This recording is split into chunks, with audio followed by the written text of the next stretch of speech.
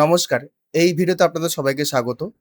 আপনাদের সঙ্গে আজকে এই ভিডিওতে আলোচনা করব আপনাদের যাদের বয়স ৬০ বছরের ঊর্ধ্ব হয়ে গেছে এবং যারা বার্ধক্য ভাতা পাবার উপযোগ্য বা আবেদনকারী আছেন বা আপনারা যোগ্যতা অবলম্বন করেছেন, বয়স হয়ে গেছে, তারা কি করে অনলাইনে আপনাদের বার্ধক্য ভাতা আবেদন করবেন, সেই আপনাদের শিবিরে না গিয়ে বাড়িতে বসে কিন্তু করতে পারবেন। তো একটা মোবাইলের অ্যাপ আছে উমাং অ্যাপ। সেই উমাং অ্যাপের মাধ্যম দিয়েও আপনারা করতে পারবেন। আমি ডেস্কটপ ভার্শনে দেখাচ্ছি, তবে সিস্টেমটা সম্পূর্ণ এক। আপনারা প্লে স্টোর থেকে যদি মোবাইল অ্যাপের মধ্যে উমাং অ্যাপ ডাউনলোড করে নেন, সেক্ষেত্রে আপনাকে প্রথমত রেজিস্টার করতে বলবে। রেজিস্টার করতে হলে আপনাকে উপরের দিকে দেখতে পাবেন এই যে লগইন এবং রেজিস্টার আছে। আমি মোবাইলের ক্ষেত্রে পরবর্তী ক্ষেত্রে একটা ভিডিও করব, সেক্ষেত্রে দেখে নিতে পারেন। আমি ডেস্কটপ ভার্শনে এবার ভিডিওটা দেখাচ্ছি। তো আমি লগইন করব আগে। এবার লগইন তো সঙ্গে হবে না। আপনাদের ১ম এ রেজিস্টার করতে হবে। এই যে রেজিস্টার আছে, রেজিস্টার অপশনে ক্লিক করুন। রেজিস্টার অপশনে ক্লিক করলে পরে আপনার আধার লিঙ্ক যে মোবাইল নাম্বারটা রয়েছে, সেই মোবাইল নাম্বারটা এখানে ইন্ডিকেট করবেন। স্টেটটা অটোমেটিক থাকবে। চেক বক্সে ক্লিক করুন, রেজিস্টার অপশনে ক্লিক করবেন। সেই রেজিস্টার অপশনে ক্লিক করলে পরে কিন্তু আপনার মোবাইলে ওটিপি পাঠানো হবে এবং ওটিপিটা সাবমিট করলে পরে আমার যেহেতু রেজিস্টার করা আছে অলরেডি, আমাকে রেজিস্টার করতে দেবে না। ওটিপিটা সাবমিট করলে পরে আপনাকে দুবার পিন জেনারেশন করতে বলবে। ৬ সংখ্যার একটা পিন জেনারেশন করবেন আপনারা। সেই পিনটা জেনারেশন দুবার করবেন। দুবার দেবেন পিনটা। একবার ১ম এ দেবেন, তারপর একবার কনফার্ম করতে বলবে। সাবমিট করলে পরেই পরবর্তী ক্ষেত্রে সেই ৬ ডিজিট যে পিনটা আপনি ক্রিয়েট করলেন, সেই ৬ ডিজিট পিন দিয়ে আপনি লগইন করতে পারবেন। আমার যেহেতু অলরেডি সাইন আপ করা আছে বা রেজিস্ট্রেশন করা আছে, আমি একটা প্রোফাইল লগইন করে নিচ্ছি। এই লগইনে ক্লিক করছি এবং এখানে সেই পিন, মোবাইল নাম্বার এবং পিনটা দিয়ে লগইন করে নিচ্ছি। এরকম লগইন হয়ে যাবার পরে আপনারা কিন্তু উপরে সার্চ করবেন NSAP। এরকম একটা সার্চ করলে পরে দেখবেন আপনার অ্যাপের মধ্যে এটা পেয়ে যাবেন NSAP। তো NSAP দেখুন অ্যাপ্লাই অনলাইন। এই যে দেখতে পাচ্ছেন অ্যাপ্লাই অনলাইন, এটা ডেস্কটপ ভার্সন আছে। ডেস্কটপে বা আপনি মোবাইলে যদি ওয়েব ভার্সনে খুললেন সেটাও পেয়ে যাবেন। অ্যাপ্লাই অনলাইনে ক্লিক করুন। অ্যাপ্লাই অনলাইনে ক্লিক করলে পরে আগেই বলে রাখি, এটা সার্ভার খুবই ডাউন আছে। সবসময় খোলে না। যখন খোলে তখনও কাজ করতে অসুবিধা হয়। অনেক স্লোলি খোলে। তো এটা ঘুরছে দেখতে পাচ্ছেন। যতক্ষণ অব্দি ঘুরবে ততক্ষণ কিন্তু কোনো কাজ করবে না। তো ১ম এ আছে আপনার স্কিম নেম। স্কিম নেম আপনাদের সিলেক্ট করতে হবে। ঘোরাটা বন্ধ হয়ে যাক, তারপর আমি সিলেক্ট করে দেখাচ্ছি।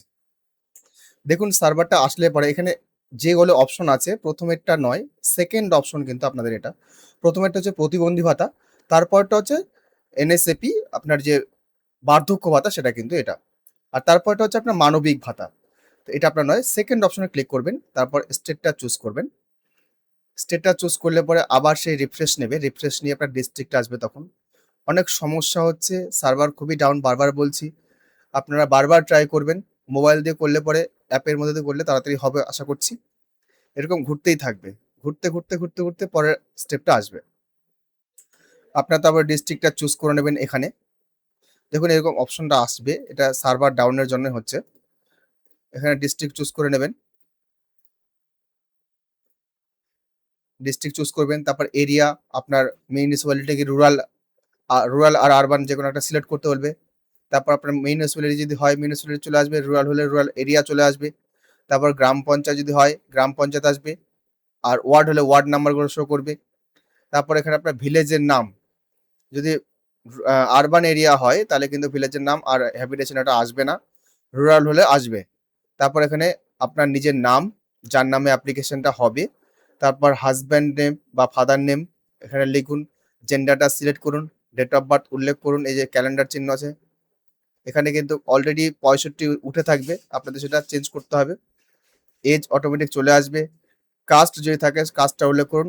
অ্যাড্রেসটা ফুলফিল লিখুন। পিনকোডটা এখানে লিখুন। পিনকোড বাদ দিয়ে বাকি অ্যাড্রেসটা এখানে লিখবেন। তারপর নেক্সট অপশনে ক্লিক করবেন। ১ম স্টেপ পার করার পরে সাবমিশন বা নেক্সট করার পরে বেনিফিশিয়ারি নাম্বার এখানে ১ নম্বর দিয়ে দেবেন। মোবাইল নাম্বার, তারপর পেমেন্ট মুড, ব্যাংক অ্যাকাউন্টে করে দেবেন এটা।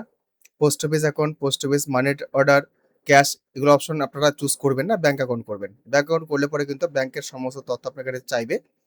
এখানে আপনার IFSC কোড অবশ্যই ইয়েস করবেন। IFSC কোড দেবেন এখানে। IFSC কোড দিলে পরে অটোমেটিক স্টেট ডিস্ট্রিক্ট চুজ হয়ে যাবে। তারপর ব্যাংক অ্যাকাউন্ট নাম্বারটা আপনার এখানে দিতে হবে। যে ব্যাংকে ডিবিটি অ্যাক্টিভেটেড আছে অবশ্যই আপনারা সেই ব্যাংকটাই কিন্তু দেবেন। তাছাড়া অন্য কোনো ব্যাংক দেবেন না। কারণ এটা ডিবিটি যদিও ব্যাংক অ্যাকাউন্ট আমরা দিচ্ছি ঠিকই বা আপনারা দিচ্ছেন ঠিকই কিন্তু ডিবিটির মাধ্যমে টাকাটা ঢুকবে। দেখুন এখানে আপনি যখন আইএফএসসি কোডটা দেবেন অটোমেটিক কিন্তু আপনার কাছে সার্চ করে নেবে।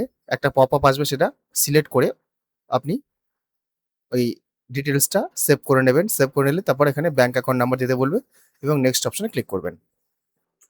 তারপরে আসবে আপনার নেম অ্যাজ পার আধার, আধার কার্ডে কি নাম দেওয়া আছে সেই নামটা দিন, আধার নাম্বারটা দিন। তারপরে কিন্তু সেটা আপনার ডেমোগ্রাফিক ভেরিফিকেশন হবে। দিলে পরে কিন্তু সেটা সার্চ নেবে। আর এখানে আপনাকে 50 কেবির মধ্যে জেপিজি আকারে বা পিএনজি আকারে আধার কার্ডটাকে আপলোড করতে হবে। তারপর প্রিভিউ অপশনে যেতে হবে। আমি এই যতবারই ট্রাই করেছি, আজকে আমার ১৯ তারিখ। ১৯ তারিখও সকালে আমি ট্রাই করলাম। তাও কিন্তু লাস্ট আমি সাকসেসফুল করতে পারলাম না। সার্ভারের খুবই অবস্থা খারাপ। এখানে ডেমোগ্রাফিক ভেরিফিকেশন যেটা হয়, সেটা কিন্তু এরকমই ঘুরছে। আধার নাম্বারে দিলে পরে একটা ডেমোগ্রাফিক ভেরিফিকেশন হয়, সেটা কিন্তু হচ্ছেই না। এই ঘুরে ঘুরেই যাচ্ছে এবং পরে একটা ইস্যুর একটা পপআপ এসএমএস চলে আসছে। তো আপনারা ট্রাই করুন। আপনাদের হয়তো কোনো এক সময় হলেও কমপ্লিট হলে এই দেখুন এরকম একটা সার্ভারের এসএমএস আসছে। Looks like department server are having, তো এরর একটা এসএমএস আসছে। তো আপনারা ট্রাই করুন। এখন হয়তো এটা আসছে, পরবর্তী সময়ে হয়তো নাও আসতে পারে। এই প্রসেসে কিন্তু আপনাদের অ্যাপ্লিকেশনটা হবে, যেটা বার্ধক্য ভাতা অ্যাপ্লিকেশন সেটা কিন্তু হবে। এখানে অবশ্যই রিসেন্ট একটা পাসপোর্ট সাইজ ছবি আপনারা আপলোড করবেন, আধার কার্ড কিন্তু নয়। তারপর প্রিভিউ বা সাবমিট অপশনে ক্লিক করবেন। এখানে সাবমিট অপশনে ক্লিক করতে গেলেও কিন্তু আপনাদের ওরকমই এসএমএস আসছে। সাবমিশন কিন্তু নিচ্ছে না। না নেওয়ারও কারণ হচ্ছে এই যে দেখতে পাচ্ছেন রেড সাইন, রেড সাইন যতক্ষণ থাকবে সাবমিশন কিন্তু নেবে না।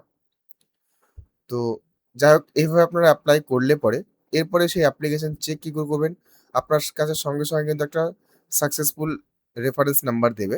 সেই রেফারেন্স নাম্বার দিলে পরে সেই রেফারেন্স নাম্বার দিয়ে আপনারা সঙ্গে সঙ্গে চেকও করতে পারবেন। আমি সাবমিট দিলাম, সাবমিট দেওয়ার পরে কিন্তু এরকম মোবাইল নাম্বার ভেরিফিকেশন একটা অপশন এসছে। দেখা যাক কি হচ্ছে। আমি গেট ওটিপিতে ক্লিক করছি। যদিও আমার এই আধার ভেরিফিকেশন কিন্তু পেন্ডিং আছে এখন অবধি। ওটিপিটা দেওয়ার পরে ভেরিফাই ওটিপিতে ক্লিক করছি। তারপরে এই পপআপটা আসলো যে মোবাইল নাম্বার ভেরিফিকেশন সাকসেসফুলি।